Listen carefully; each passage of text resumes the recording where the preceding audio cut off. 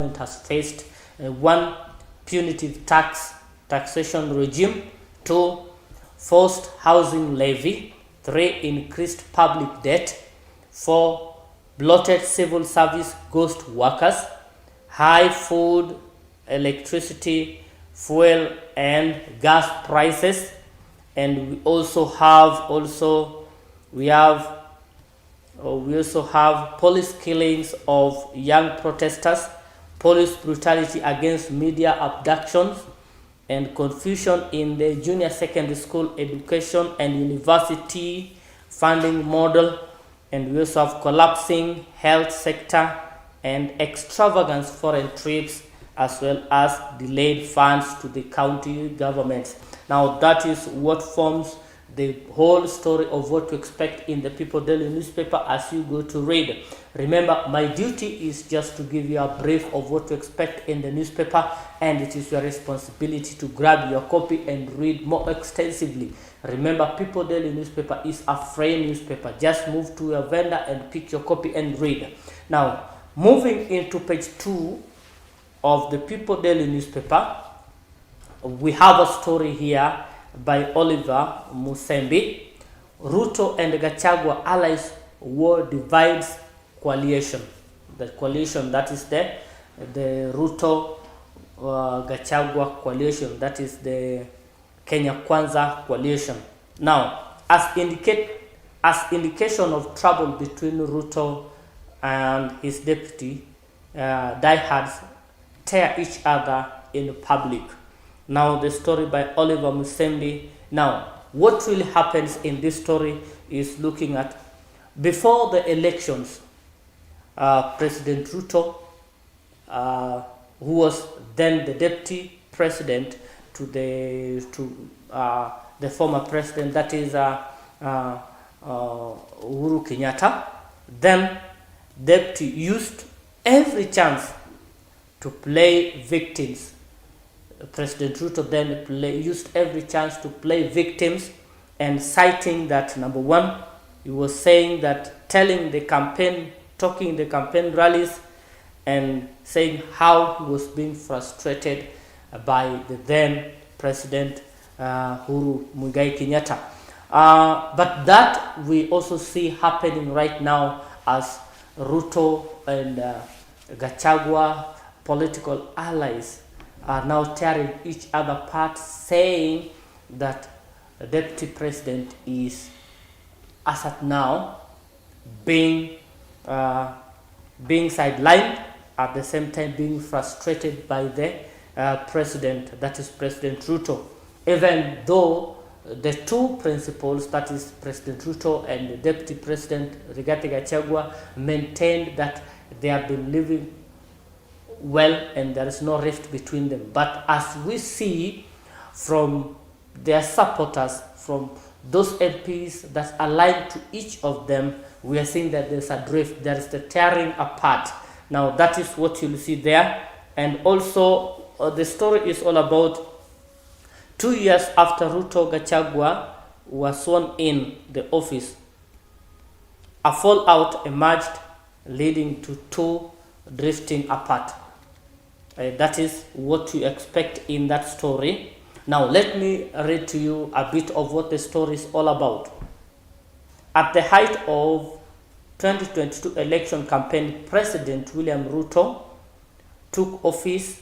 The occasion showed Kenyans how his then boss, now retired President Uhuru Kenyatta, had frustrated him in what his critics saw as political gimmick to win sympathy of voters.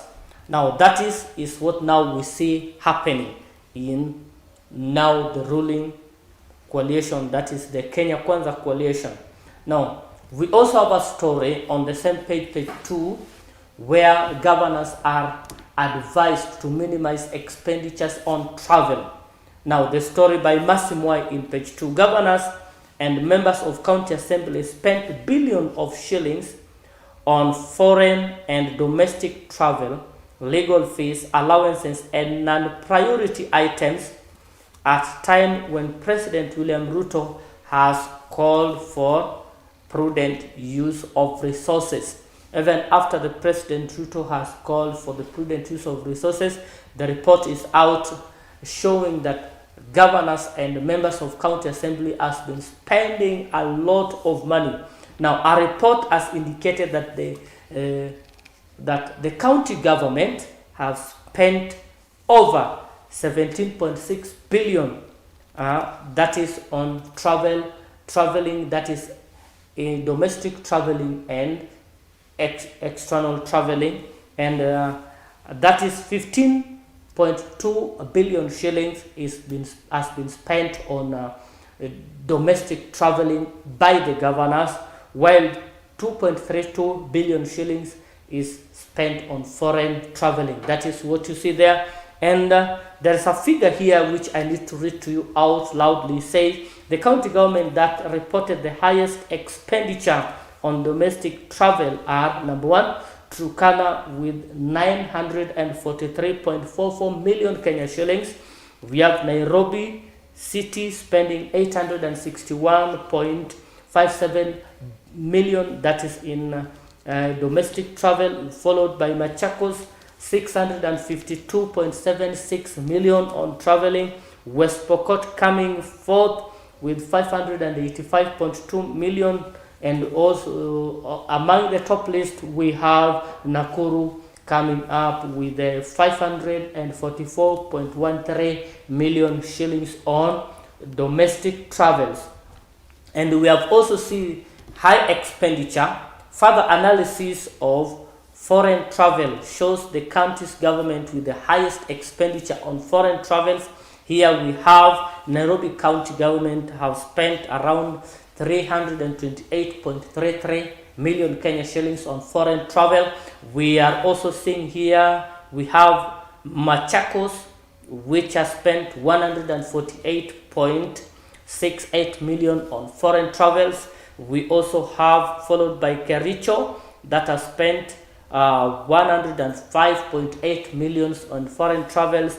And we also have, last but not least, in the list, sorry, we have Nakuru County, which has spent 102.89 million. Now, that summarizes the list of high expenditure on foreign travels that we have seen.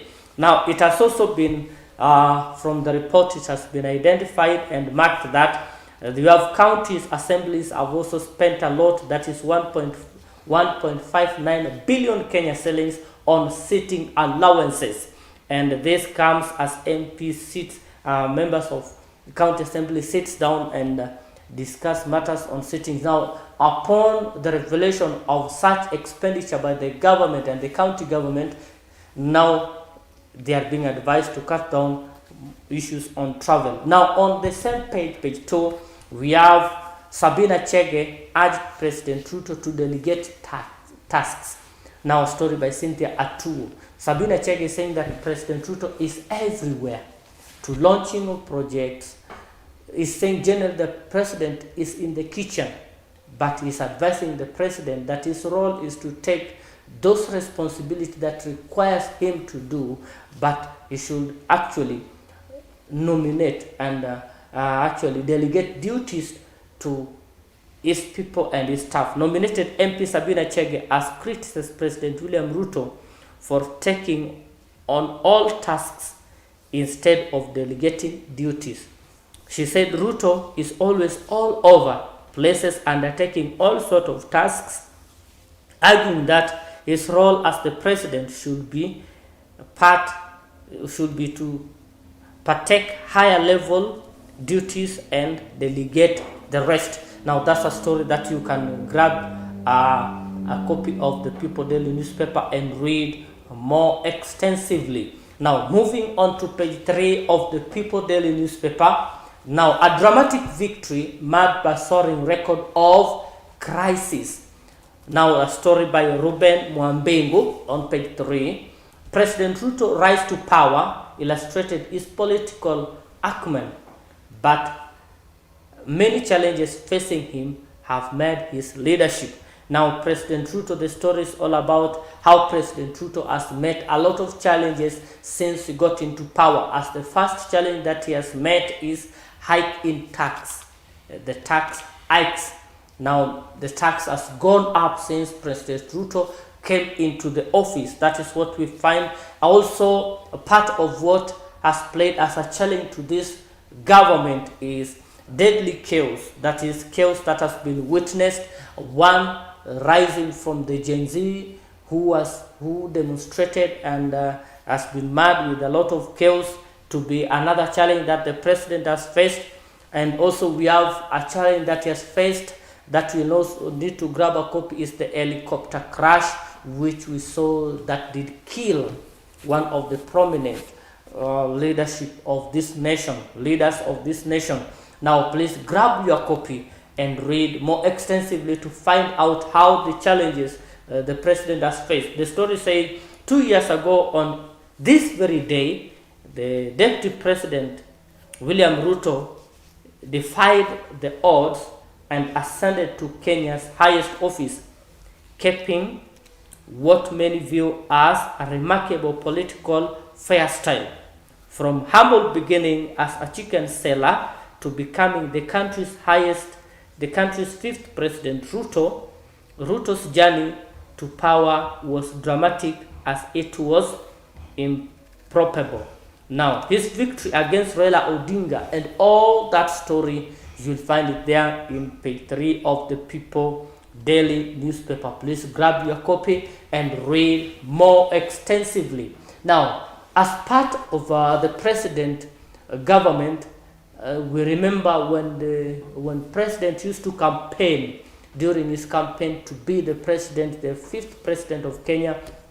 Number one, him and his close allies then, and who are still now, that is Musalia Mudavadi, Rigathi Gachagua, the deputy president, and also the speaker currently, Moses Wetangula, did actually campaign against the CBC. And we remember when the president assumed the office, he formed a task force led by Munavu team, who offered out for far-reaching education sector solution.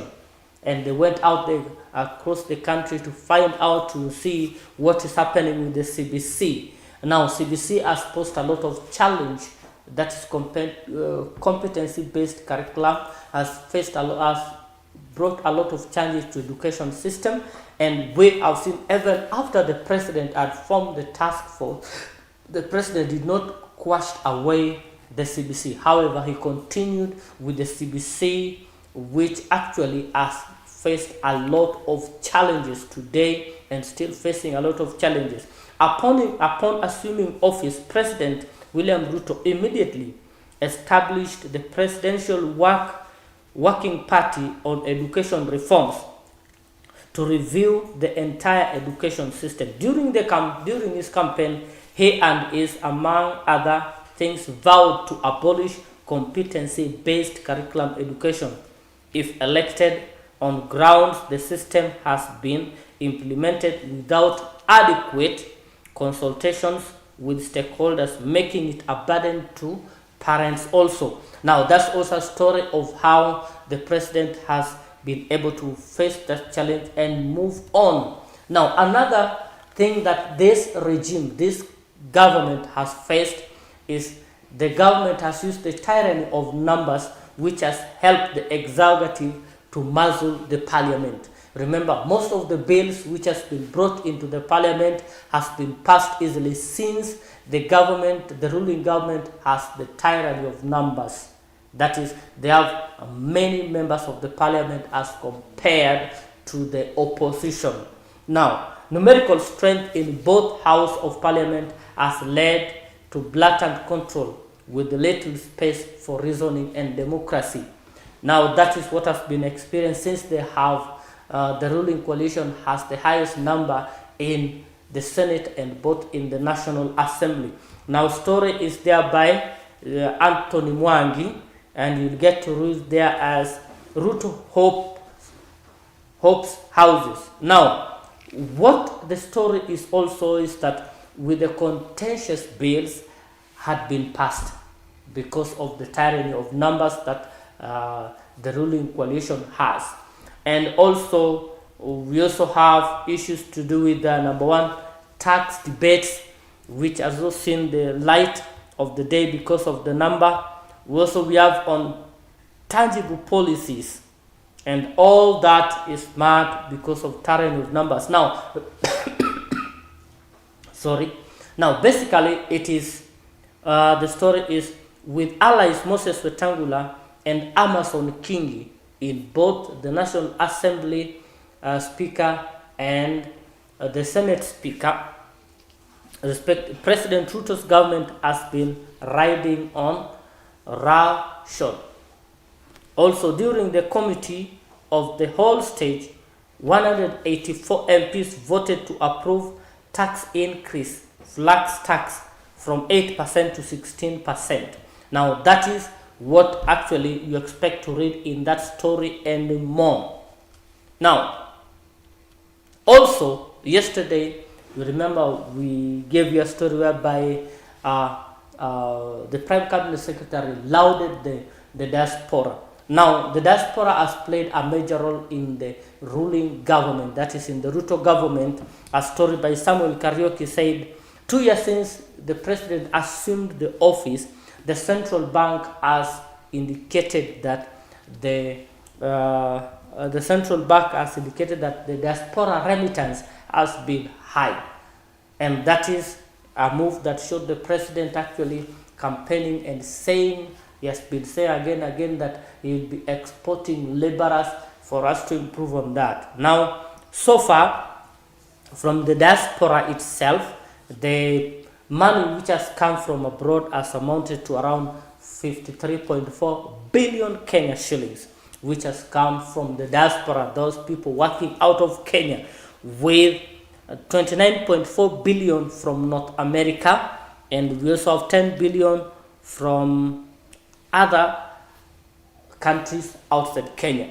Now, that's a story that you'll have to read and find out more. At the same time, we have also seen the president actually did fly out yesterday to Germany to see how Kenyans can get their jobs out of the country and bring back more goodies. Now, that you can also grab your copy and read. Now, moving on to page 5 of the People Daily newspaper, strings of humiliation court cases. Now, the president has faced a string of humiliation in court cases. Now, there's been a lot of setbacks underlined as the state appearance court over Blanta's disregard to the laid down procedures by officers. A story by Alphonse Mungahu. Now, since the president assumed the office, there's been a lot of cases that has been taken to court, and the president has not found it very easy in this government. Now, we have controversies about the contravene of the constitution. Now, early in 2023, several lawsuits challenged the legality of those appointed, arguing that the contravene of the constitution and were misuse of the public resources. This comes as a result when president actually appointed chief administrative secretaries. Now, this was taken to court and it was challenged as one of the challenges that the president has faced, and the court ruled that it was not constitutional.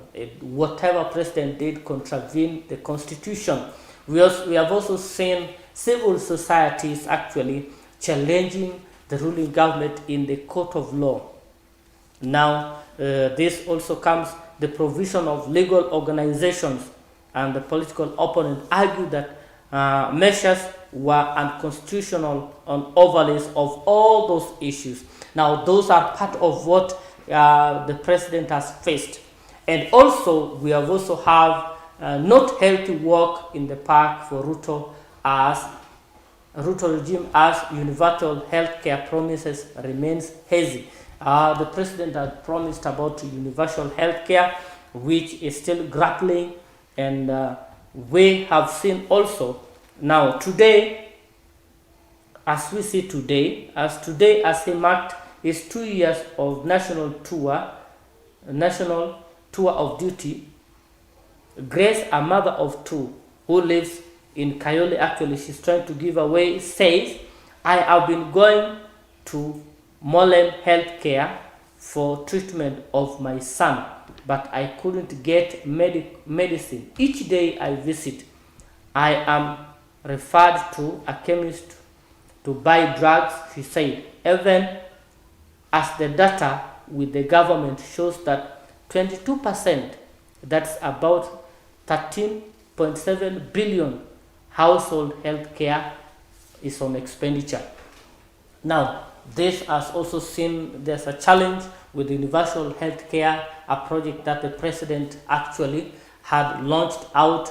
Because of this, we have seen people are now saying about we have unkept promises about the universal health care, lack of capacity building, among many other things are challenges that are facing the universal health care, which we have seen. Now, as we move to page 6 of the People Daily newspaper, hobbled by weak economy facing rising public discontent. Now, as the government claims success on some project, the youths are calling for broad economic reforms.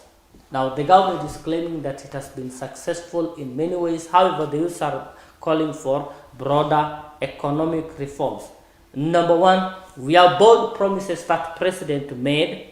Now, the administration, the Ruto administration came into power with bold promises to fix economy, tackling corruption, and prioritize low-income families in policy decisions.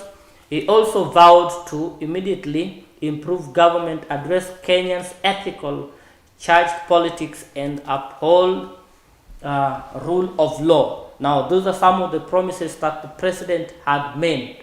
And a part of that, the president had made promises that he's going to bring up the Kenyan economy. However, we have seen the economy of Kenya rising sharply. That's according to the report on what we are having on the People Daily newspaper. Now, looking into that, we have also seen that investors in 2023 has fled the nation. Most of investors, many investors did leave the country as they cite that the economy of Kenya is not friendly for their businesses, and this has seen around $345 million of investments has been out of the country.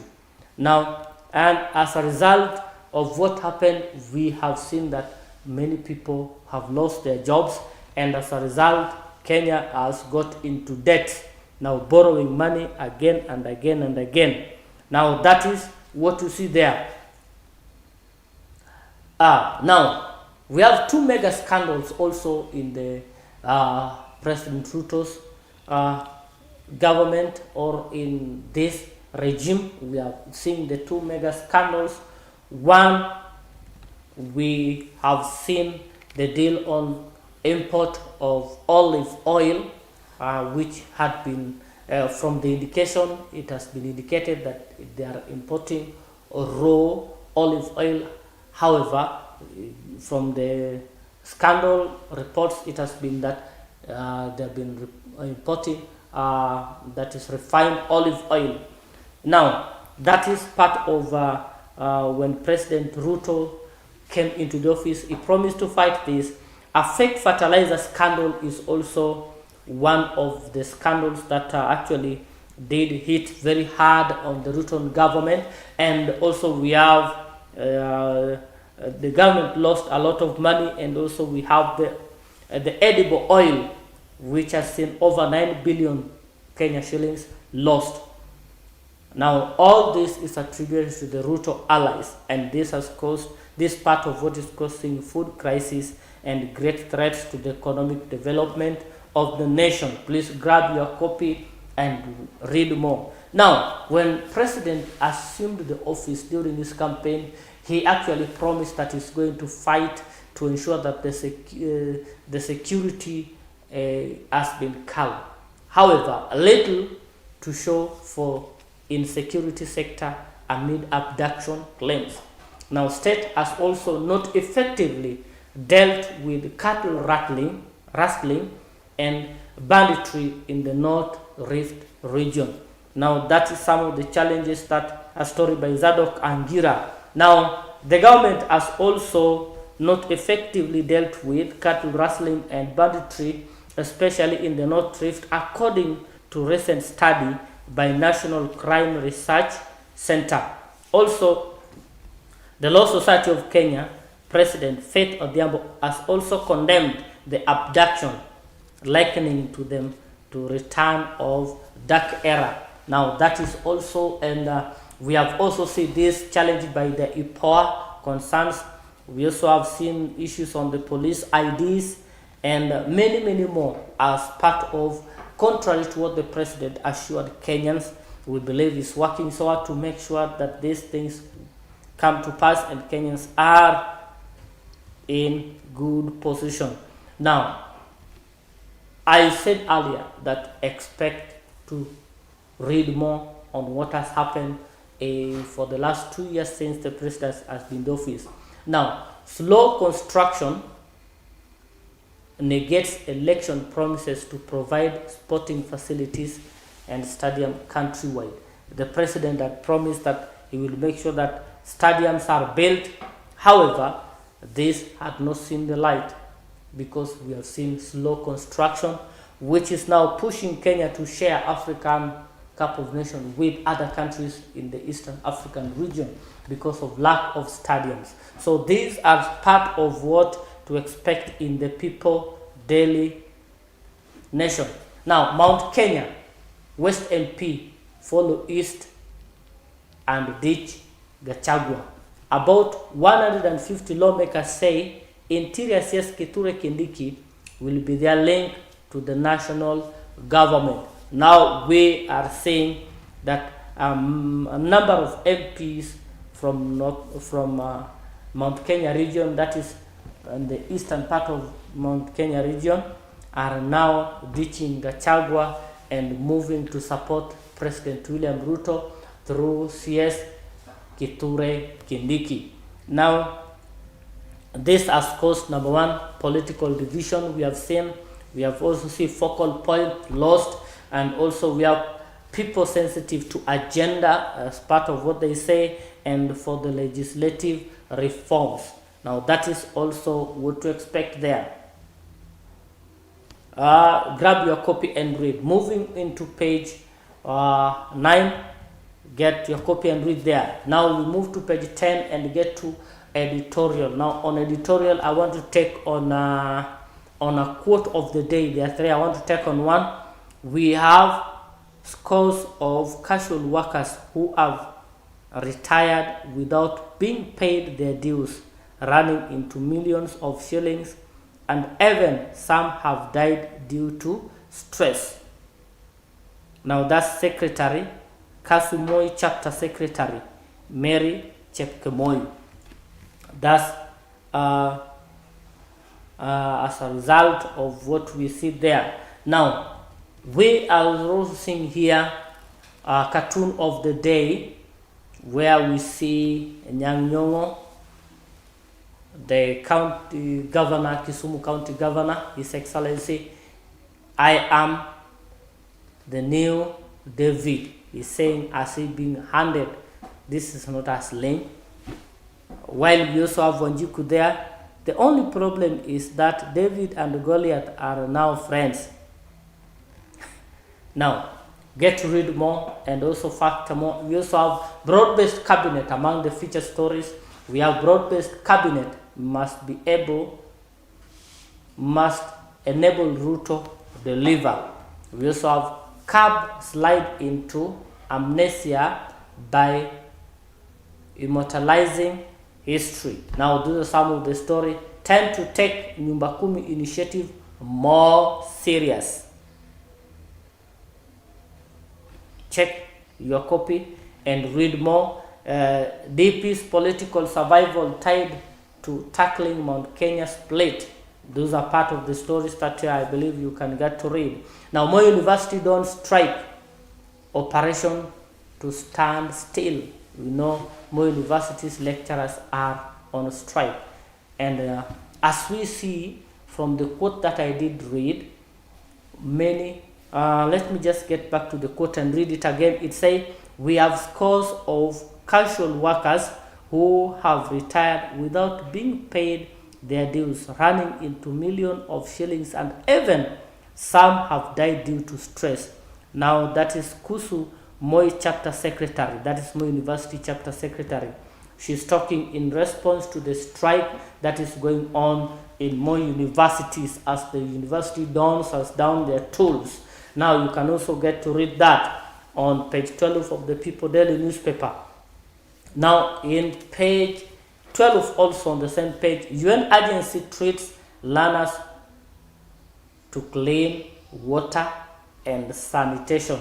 Now, United Nations agency has made vigorous hygiene intervention in the countries, including provision of access and basic sanitation. That's a story by Matthew Ndungu. Please grab your copy and see how that is turning out.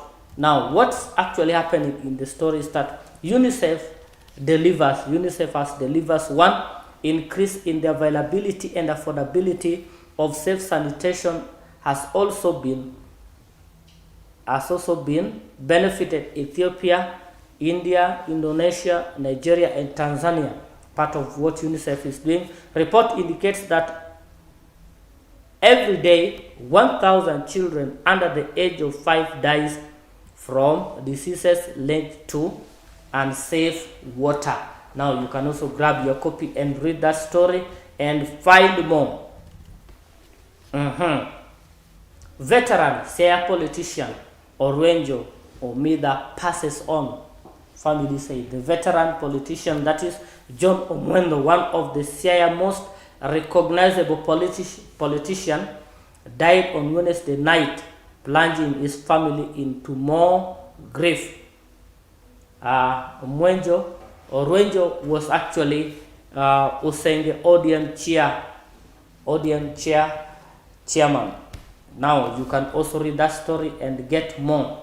Now we also have state moves to silence people daily. Now this is a story that we need to take very seriously and keen. We remember we have been giving you a newspaper review on People Daily newspaper, but from what we see, a report from the People Daily is that the government is on move to silence the People Daily newspaper.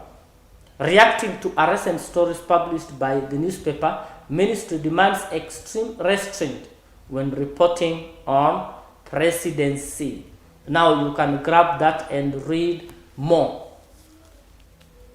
Now, CS, a school confirms 1.5 million Kenya face drug and starvation. That's a story by Espon Etiam. Now you can also read that story where Cabinet Secretary for East Africa Community Affairs, ASAL, and Regional Development, Beatrice School, alongside Public Secretary, that is PS Okelo Asan, confirmed that the gravity of situation while distributing relief food to the resident in Turkana. Now they have confirmed that 1.5 million Kenyans are starving as at the moment. Now that's a story that I believe you need to grab your copy and read. Gachagua open Central Kenya Agricultural Show today. Now that's a story that you'll have to go and read. How Samburu women groups grapple with biting poverty.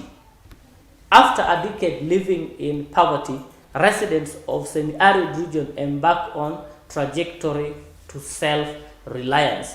Now that's a story by Matthew Ndung. Also, please grab your copy and read that story.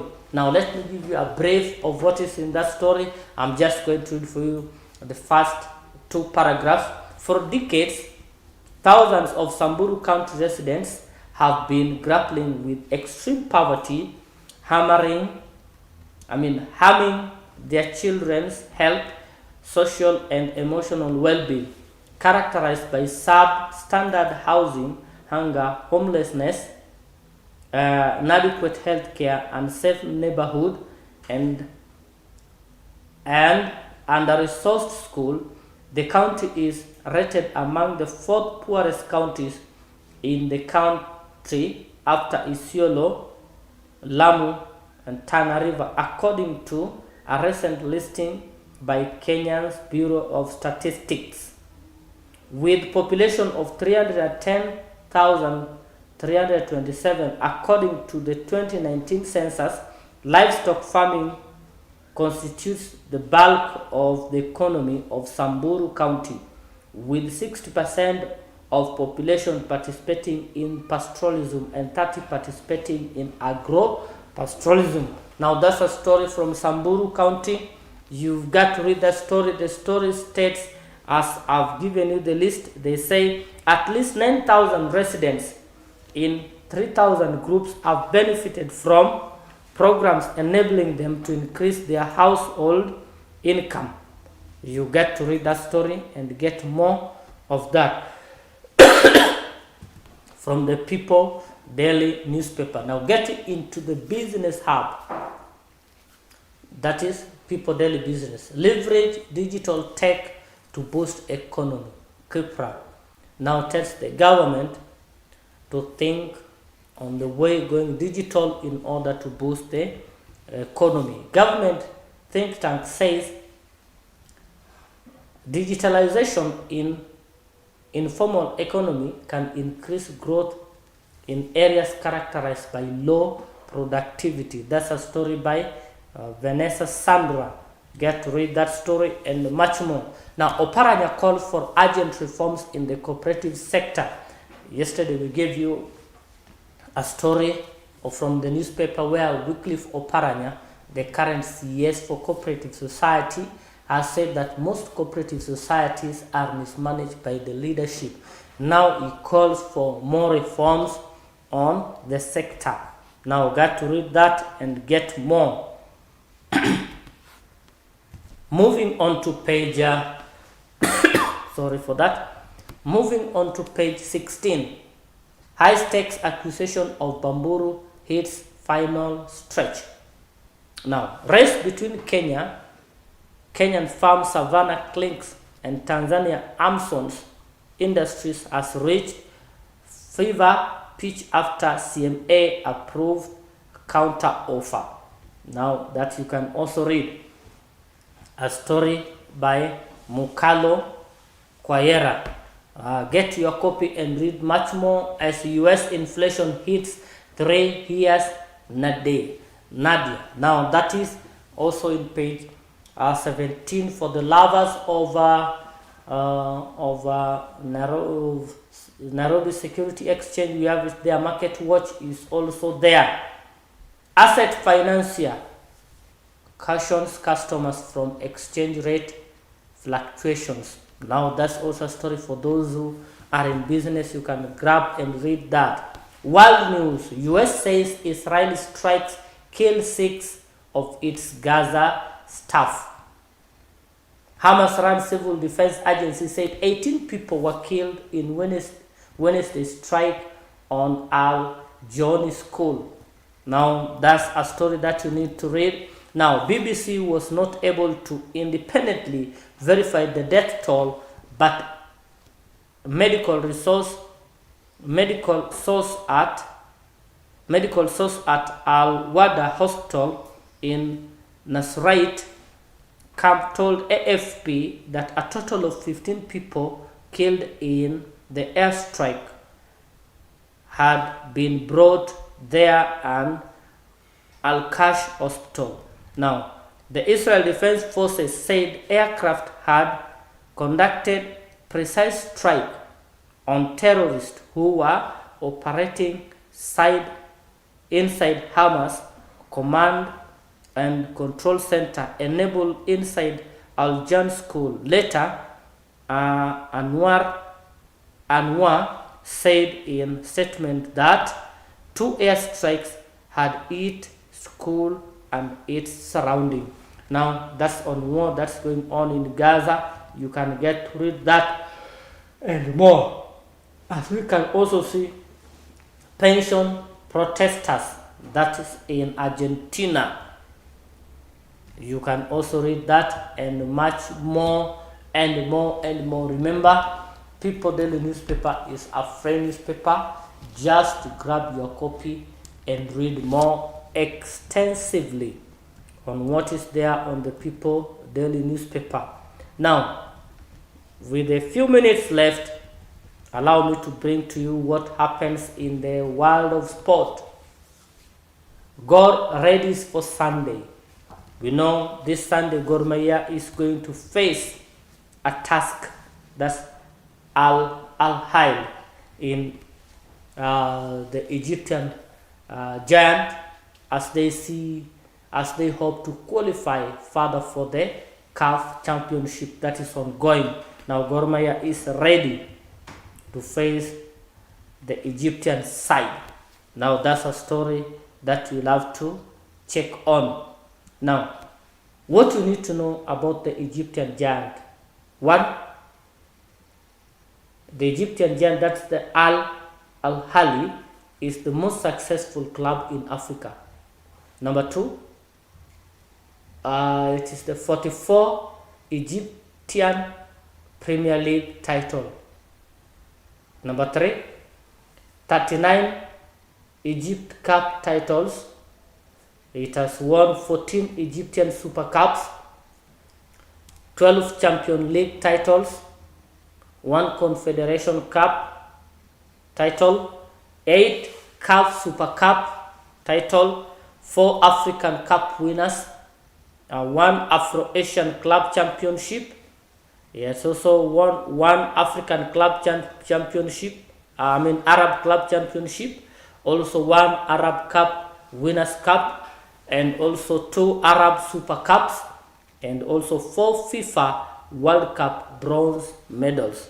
Now that's the team that Gor Mahia is facing. Remember the other time Gor won. So we are hopeful that this Sunday it is going to be good. Now, league action resumes. That is Kenya Premier League resume as Mara Sugar faces off, travel to Mombasa to face Bandari, as Sharks faces Tusker FC. Now that is what to expect this weekend. Read more. We also have the fixture there. Also, we have neck cleaners junior part. That is Kenya under 17 girls team player sits their exams after World Cup. After World Cup, the Kenyans under 17, we are going to sit, those who are going to sit their neck exams will sit their neck exams after World Cup. Now, Police FC ready to face Zamalek studded squad. Now that's also what to expect on the spot. And also on the spot, we have Derby, that is English Premier League. North London Derby is here. As we say, Tottenham Hotspur facing their rivals, Arsenal. I can see the producer is smiling.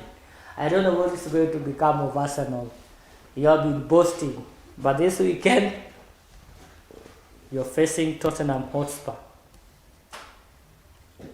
And remember, Son is back. It is going to be a game of its own. Now grab your copy and read much more. Now that is what to expect in the People Daily newspaper. Please grab your copy and read more extensively. Thank you so much for staying tuned with us this Friday. I wish you a wonderful Friday and a peaceful Friday.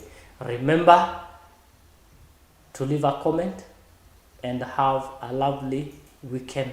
Till Monday, the same time, the same place. Have a wonderful weekend. Thank you.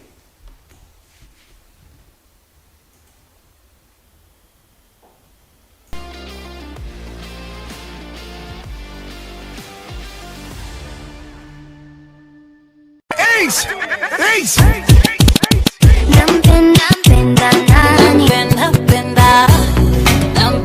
DJ Clever.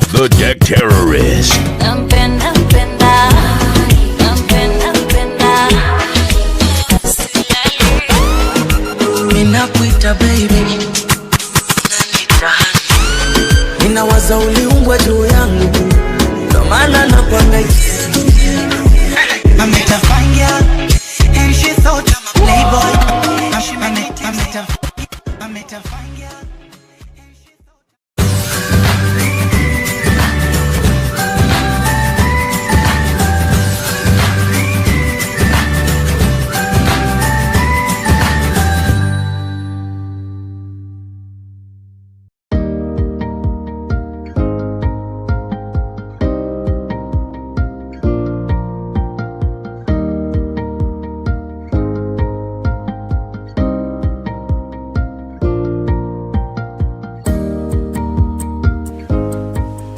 Hello, welcome to East Africa on a plate, where we unite our region on the table.